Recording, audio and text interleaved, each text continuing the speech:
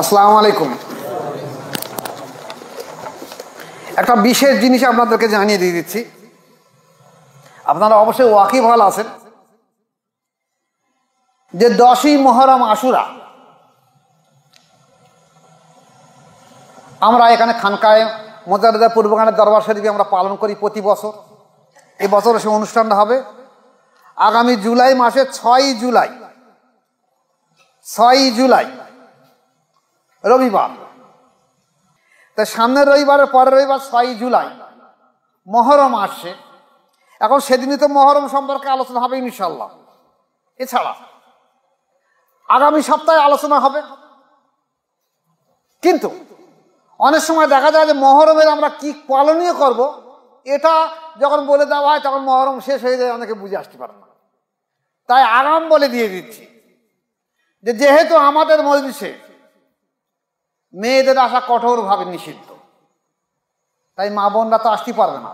আমার যারা মহিলা মুরিদ তারা তো আসতে পারবে, তারা কি করবে? তারা চেষ্টা করবে যেহেতু রবিবার, শুক্র শনি রবি বা শনি রবি সোম 3টে রোজা রাখতে পারবে।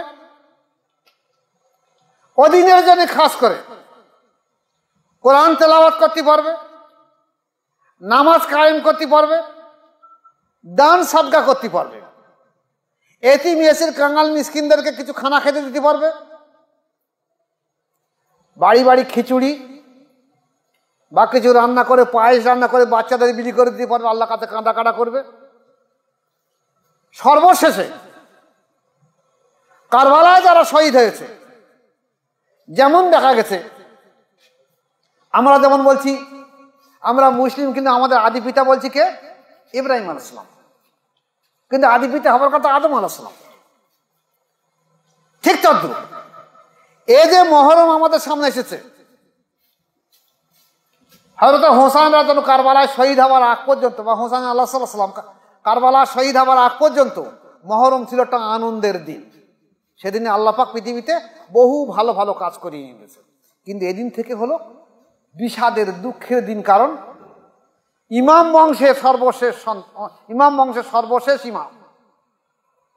রাসূল পাক সাল্লাল্লাহু আলাইহি ওয়াসাল্লামের সন্তান, যাকে তিনি সন্তান বলে সম্বোধন করেছে, সেই হোসেন আলাইহিস সালাম বা হোসেন রাদিয়াল্লাহু তাআলা আনহু যে ভাষাই বলেন, তিনি শুধু আমাদের জন্য, আহলে বায়তের জন্য, নানা দিনকে জিন্দা রাখার দেওয়ার জন্য, যে বেঈমান দের কাছে বায়াত গ্রহণ না করে আহলে বায়াতের হকপন্থী জায়গায় বায়াত গ্রহণ করে তোমরা দ্বীনের শিক্ষাকে জারি রেখে দাও, এই জন্য প্রয়োজন পড়ে আমি আমার জীবনকে উৎসর্গ করে দিচ্ছি শুধু তোমাদের জন্য।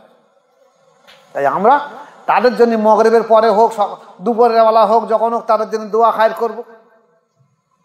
এখন আজ থেকে দেখা গেছে 30-40 বছর আগে আমাদের দেশে মহরমের চাঁদ উঠলে একদল লাঠি খেলা করে। এখন মা বোনেরা, তখন আমাদের দাদা দাদি নানা নানিরা বলতো, ওই দেখ বোধহয় মহরমের চাঁদ উঠেছে, ঢোল বাজাচ্ছে, লাঠি খেলা হচ্ছে। তাহলে ঢোল বাজানোর লাঠি খেলা থেকে বলা তো মহরমের চাঁদ উঠেছে। আজকে যদি 1 লক্ষ মুসলমানকে জিজ্ঞাসা করা মহরমের চাঁদ কবে উঠেছে, বলবো আমি বলতে পারবো না। শুধুমাত্র রোজার চাঁদটা বলতে পারে, কারণ রোজা রাখতে হবে বলে। তাই আর ঈদের চাঁদটা দেখে কেন, কত তাড়াতাড়ি রোজাটা ভেঙে দেওয়া যায়। কিন্তু মহরম খ্রিস্টানরা তারা কি করছে, তাদের বছরের প্রথম দিনটা বিরাট আনন্দ উৎসব করছে। অন্যান্য জাতিরা বাংলা মাসের প্রথম দিন অনুষ্ঠান করছে। আমাদের মুসলমানরা মহরম কবে হয়েছে জানি না। আগে তো একটু লাঠি খেলা হলে বুঝতে পারতো মহরমের চাঁদ উঠেছে, এখন সে লাঠি খেলা আর হয় না। আমি বলছি না যে লাঠি খেলা জায়েজ বা না জায়েজ, লাঠি খেলা জায়েজ, লাঠি খেলা না জায়েজ নয়। লাঠি খেলা শরীর সুস্থ রাখার জন্য, শরীর কসরত করার জন্য লাঠি খেলা জায়েজ, কিন্তু মহরমের উদ্দেশ্যে ঢোল লাঠি খেলা না জায়েজ।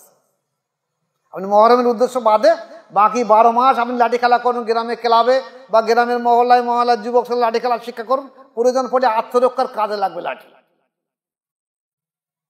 বুঝিস কি বলেছি? তাহলে মহরম এসেছে, আমরা তাদের আত্মার জন্য দোয়া করব তাদের দরকার নেই, ওরা তো শহীদ।